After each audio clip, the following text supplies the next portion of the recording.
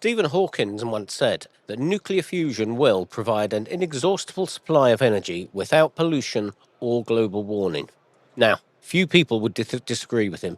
The promise of fusion is widely acknowledged. However, it's not here yet. But significant progress has been made, and my guest today is at the forefront of that progress. Milena Roveda, Chief Executive of Gauss Fusion. Milena, thanks for joining me today. Thank you for having me. You describe yourself as a fusionista. Yes. So tell me, what's a fusionista? A fusionista is someone who, like me, believes in that fusion is not science fiction. That fusion is really ready to go from the lab to the track, ready to be commercialized. And there are a lot of fusionistas around the world right now working on making this happen. So the community is growing by the day, and it's a very inspiring community to be in. And for those people who are not a fusionista, let's just explain what is fusion. Are there different types? And if there are, which particular type are you working on? Yes. So fusion is actually the opposite of fission. When you have fission, you have a very big atom that you split into two, normally uranium.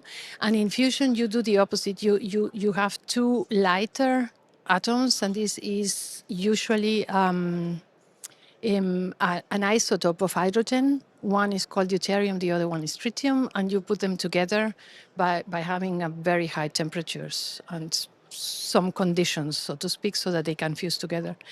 Fusion is, there are several technologies how to produce fusion.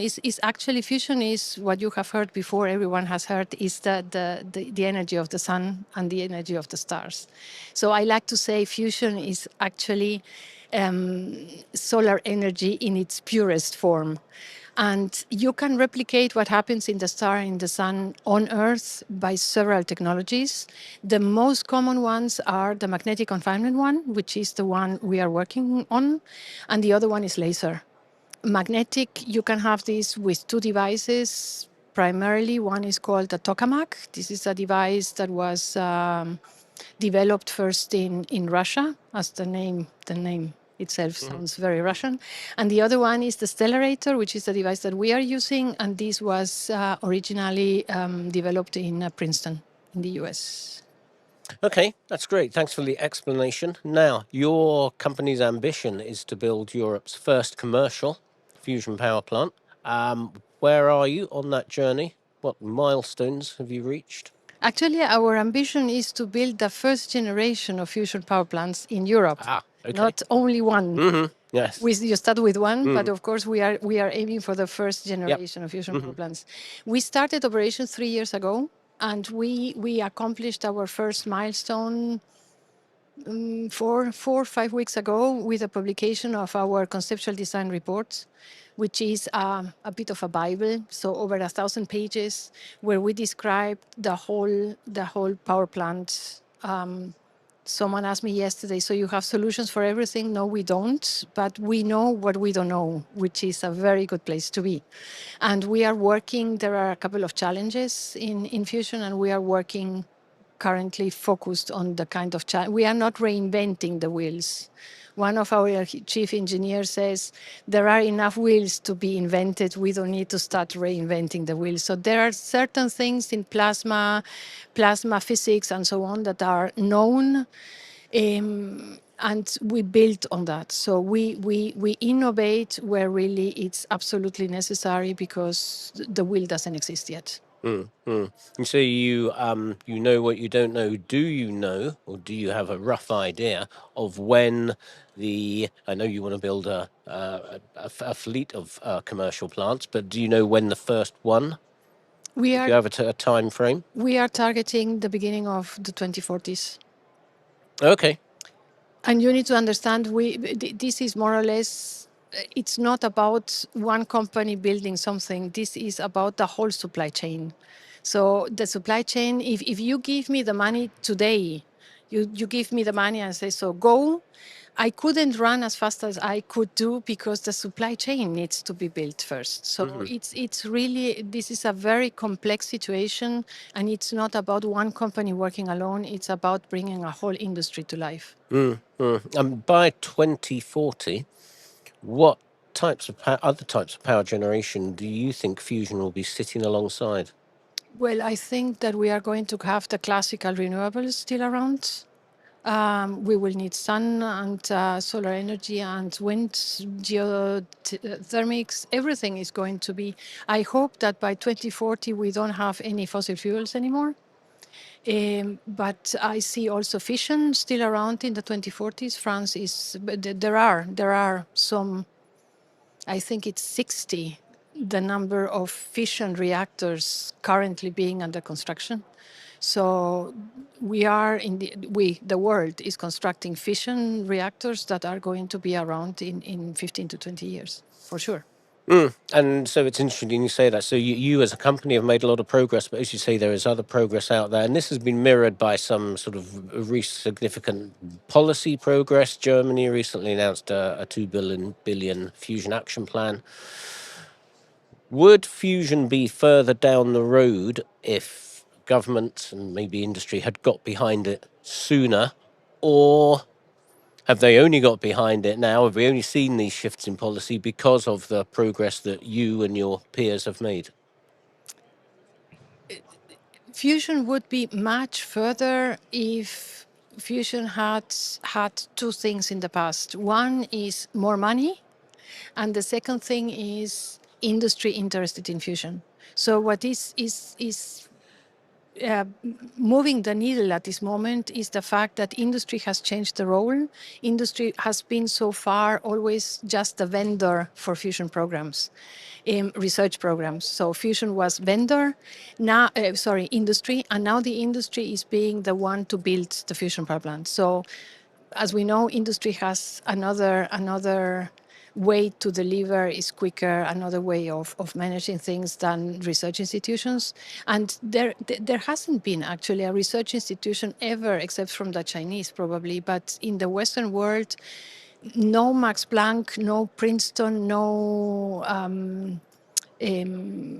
Oxford wanted ever to produce energy because this is not their business. So fusion has been in the hands of scientists so far, and now it's getting in the hands of industry, and this is accelerating, of course, the process. And you say you know all the unknowns. We know what we don't know, yes.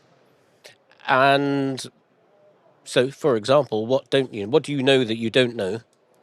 We don't know how to produce the fuel in this moment. I mentioned at the beginning that we need deuterium and tritium, the two isotopes. Deuterium is in every glass of water, more or less. Tritium doesn't exist in nature because it decays after 12 years, is the half-life of tritium.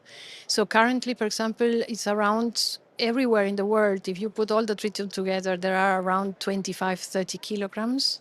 And you need for a 1 giga electric power plant, you need 150 kilos a year.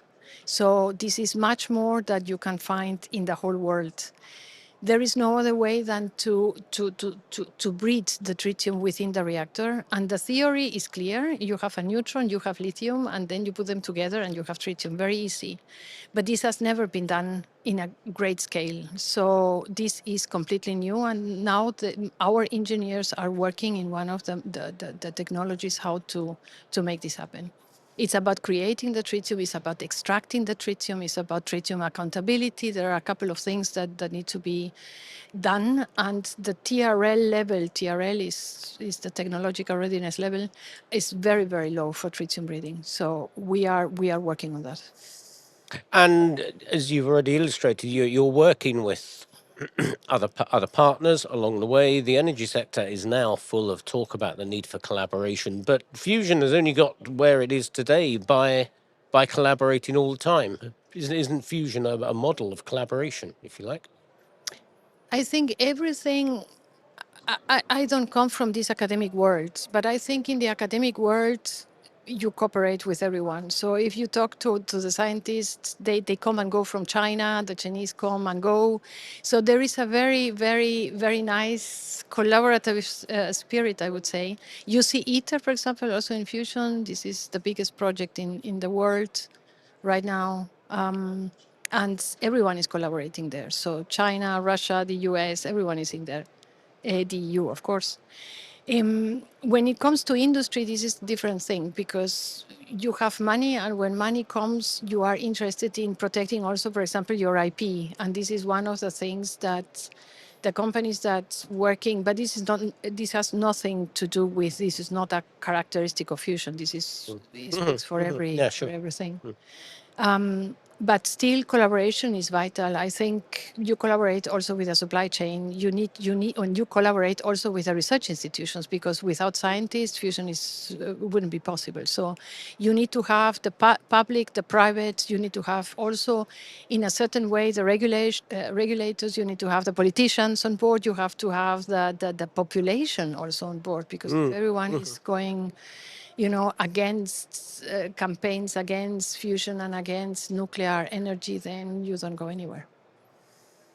Are people against fusion in the same way that they were against previous forms of nuclear, do you think? And if they are, do you think that's just out of sheer ignorance? I think fusion is more because it's the energy of the sun, is more easy to sell, I Understandable. would say. There are some people that are positioning fusion as the nice nuclear, which I don't agree with that, because I don't think that fission is the bad nuclear. But yes, fusion has, of course, a couple of advantages. If you put fusion against fission, so the chain reaction and the things that can happen with fission don't exist. You don't have the long-living waste, nuclear waste that you produce with fission. You don't have this in fusion. So there are advantages. But I think what is making people change, because we see in Europe a change in mentality towards nuclear energy. And nuclear, Absolutely, yes. not only about fission or fusion, nuclear in general. And I think this is because people are feeling the thing in their pockets.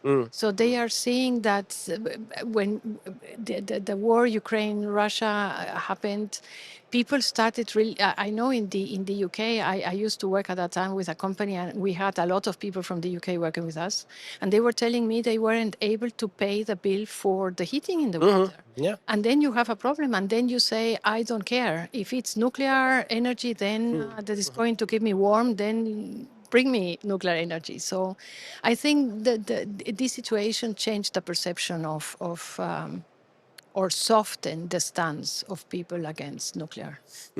Interesting. There is also a lot of talk about competitiveness in Europe, and some people say we must have a made in Europe policy that everything is almost rubber stamped, made in Europe. And obviously your project is pan European. But is it important to you to have something like a made in Europe policy? I think so, yes. We Okay. need this because the world is not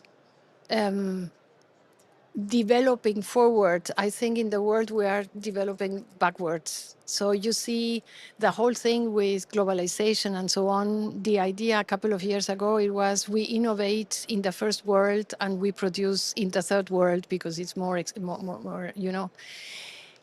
That doesn't work anymore. So we see what happened with solar and wind. You have 70% of the production of the components in China. So the ideas were European probably or the US, but the production has gone to China. And we see now in Europe, we are alone. We had China and Russia were never on our side, so to speak, in geopolitics. The US was always our ally. We are seeing that this is not anymore the case, and I think it's good. This needs. We cannot rely on others to protect us, so or to fight for us or to look for after us. We need to be independent, and I think this is important that Europe starts waking up and getting its future really in the hands.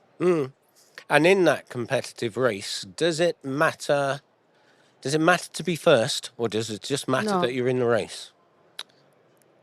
It does matter that you are in the race, because as of now there is not a competition. If you talk about fusion, everything is US and China. Europe is not even mentioned in any article. You talk about fusion, it is always what's happening in the US, what's happening in China. Fusion is not on the map, or Europe is not on the map of fusion. And this is what we are working hard to change. You've said that Europe's fusion race will not be won by the size of a single fundraise, but by the depth of its industrial know-how. How deep is that industrial know-how at the moment? I think that we have a very good industrial know-how in Europe. So this is the moment where Europe can really stand out of this. The supply chain is very good in Europe thanks to ITER, projects like ITER or JET. I see that companies in the US, like Commonwealth Fusion, they are coming to Europe to buy their components. So this is really, the supply chain in Europe is very good. It's a very diverse supply chain. You have everything in this. There are very few things, not even with a hand. You can count the technologies that are not available on European soil. So it's about, and this is what makes me so passionate about fusion, because when we talk about fusion, it's not only about a source of energy.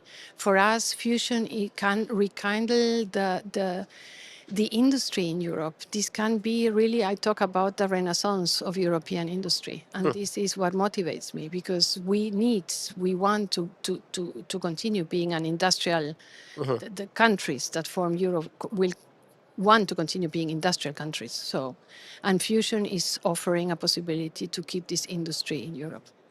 And if the supply chain is there on European soil, is the supply of talent, is the workforce there? And how do you make sure it is there if it isn't? This is one of the topics we need to tackle. So there is knowledge in Europe. France is building, as I said, the fusion reactors. So nuclear engineers are around, but not, of course, in the numbers that we are going to need them in order to build a fleet. But then you have other industries that are leaving the continent. So I am thinking about the automotive industry, which is an industry I used to work for. So I know the industry well. You are losing their jobs. And these people are going to be needed in other kinds of industries. So I think that if you put a program to also universities and education and everything, the workforce is not going to be a problem. But we need to work on that. So it's not there yet. As you've just said, you've worked in several different industries. You're now a fusionista. What do you love about being a fusionista? What drives you? The light behind this thing. What drives me, first of all, is the challenge. Because if someone tells you this is impossible, if you tell me this is impossible, this is a motivation for me to show you that this is possible. But, when I am asked to present fusion to audiences, regardless if it's a insurance company, or I was not long ago with a group of bankers presenting fusion, and the feedback that I get is, it's nice to see that there is hope.